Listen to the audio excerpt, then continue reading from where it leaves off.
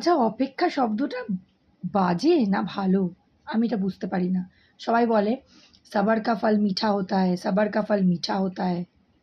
মাঝে, মাঝে না আমার মিঠা লাগে না।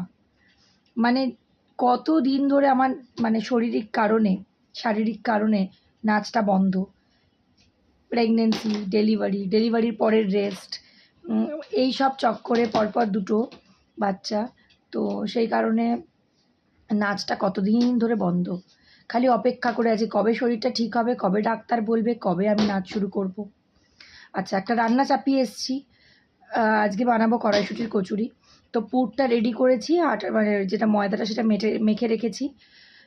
ছেলে কাঁদছে, ওকে এসেছি আমি ফিড করাতে। থামবে তবে আমি গিয়ে রান্নাটা করব। সেখানে ভেতরে একটা তাড়া কাজ করছে, সেটাও অপেক্ষাই করে যাই। এরকম প্রচুর ঘটনা আছে, প্রচুর প্রতিটি মুহূর্তে এটা আমার সাথে হয়।